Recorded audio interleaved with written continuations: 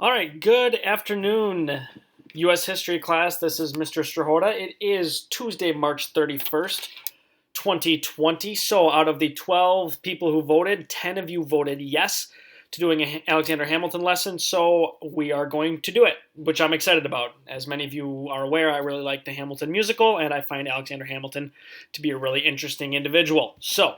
I am happy and proud to bring you this lesson.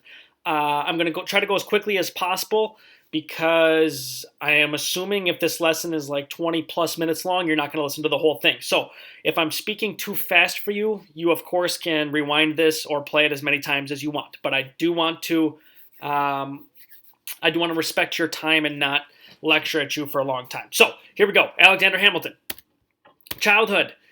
He was born on the Caribbean island of Nevis around 1755, 1757. Again, they did not have really official birth certificates back then, so they're actually not positive what year Alexander Hamilton was born, but it was roughly around that time period. And then he will later move to St. Croix, which is also in the Caribbean, and on the next slide I will show you where that is.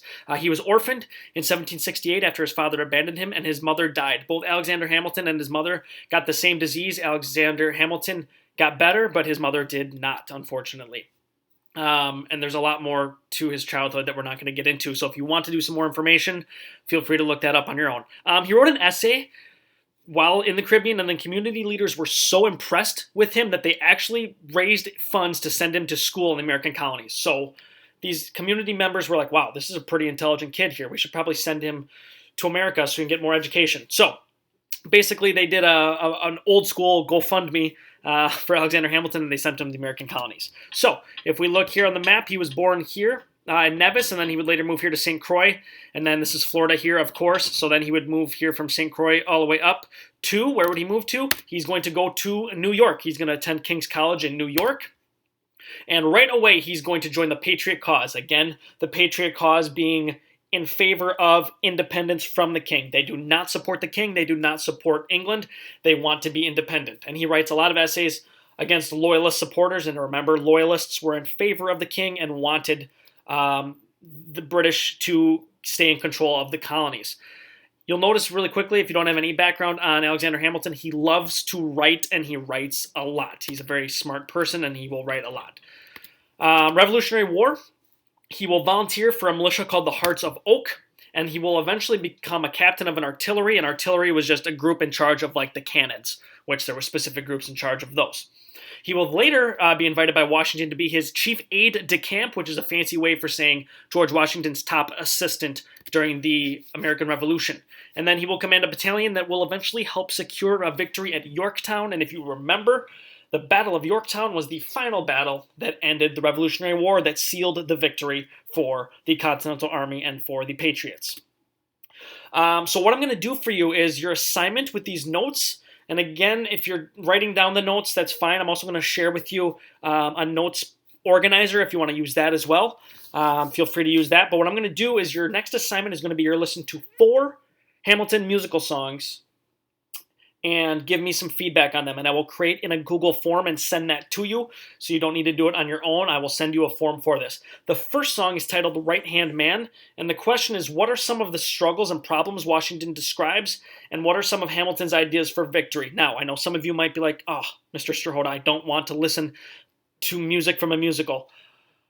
I promise you it'll be better than you think. And for those of you who've seen it or heard it before, you will probably agree it is very good. A lot of it is like hip-hop, rap type of music, so even if you're not into that, I think you will find it pretty interesting. So do your best. I'm only asking you to do 4 songs, and there's like 20 plus songs in the musical. So I think you can do it, and hopefully you find it interesting as well. I will put these questions in a Google form for you, though, so don't worry about that.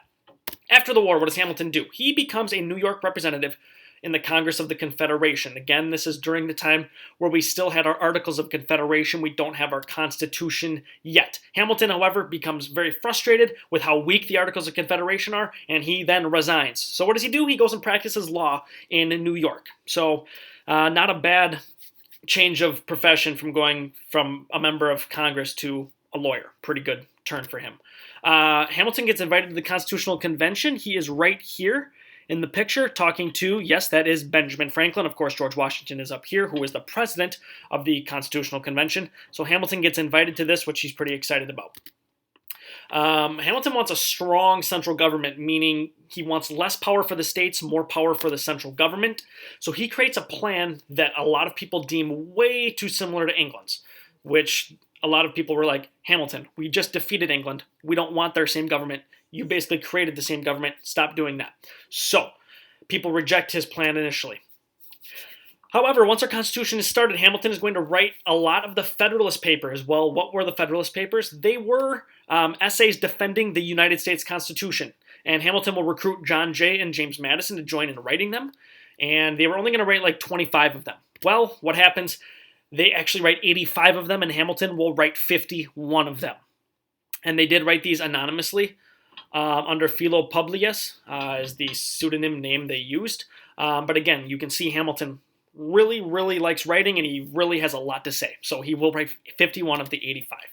The second song you're going to listen to is called Non-Stop. This is, of course, if you're not familiar with who that is Lin-Manuel Miranda, who is the sole creator, writer, and producer of the musical Hamilton. He also has worked on movies such as Moana, and he also starred or helped star aside in the new Mary Poppins movie as well. So if you're not familiar with who that is, he was Alexander Hamilton on Broadway when Hamilton first came out.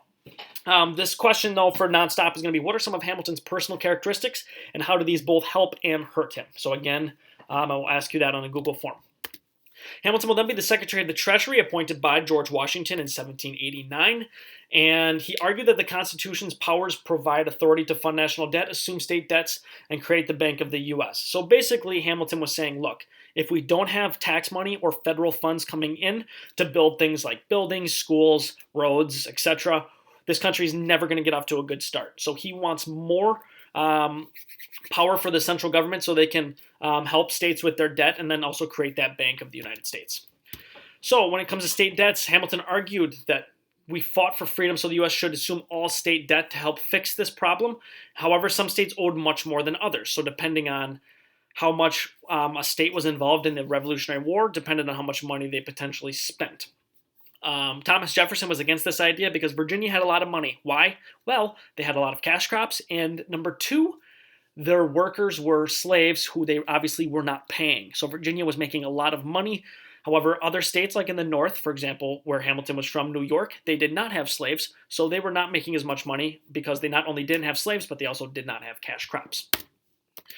Hamilton helped establish the National Bank. U.S. had debts from the war, but each state had different currency. Having different currencies obviously would cause a lot of problems because trade would be difficult, and determining the different values of the money would be difficult to figure out. So this is a New York bill. This is a state of Pennsylvania bill. Well, what Hamilton's going to do is he's going to create a national bank with, of course, national currency. This obviously our bill looks different today, but this is somewhat what it looks like today. Provides financial stability and a respected currency for economy in the United States.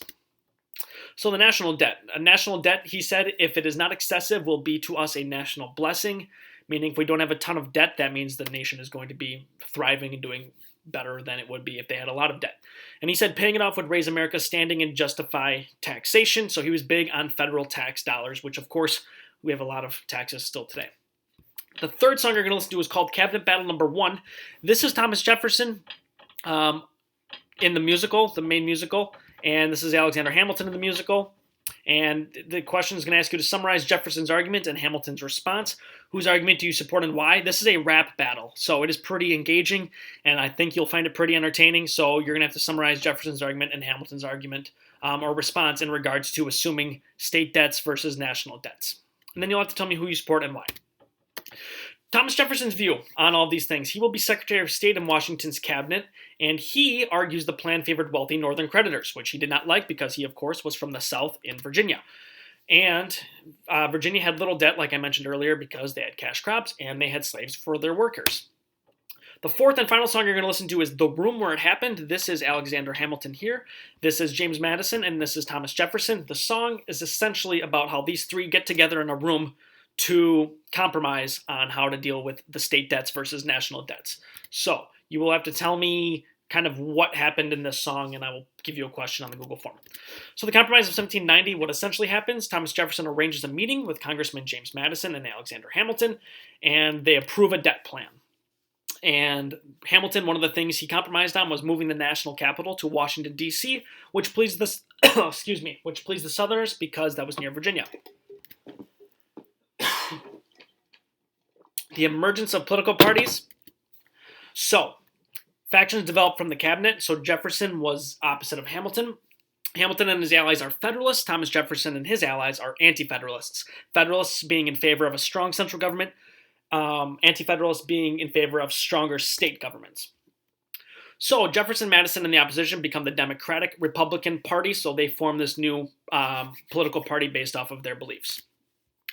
What will eventually happen with Hamilton? Him and a gentleman by the name of Aaron Burr, who was a vice president and longtime rival, challenges Hamilton to a duel. And in this time period, if two men had a problem, they would oftentimes challenge each other to a duel, and that's how they would solve their problem.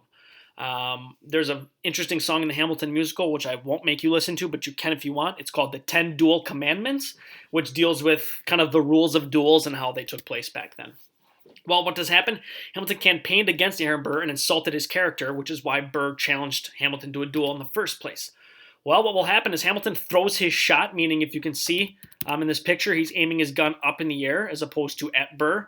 So Hamilton throws his shot, meaning he didn't want to actually shoot Aaron Burr. But Burr shoots, as you can see in the picture right here. He does shoot Hamilton, and Hamilton will die the next day from his injuries.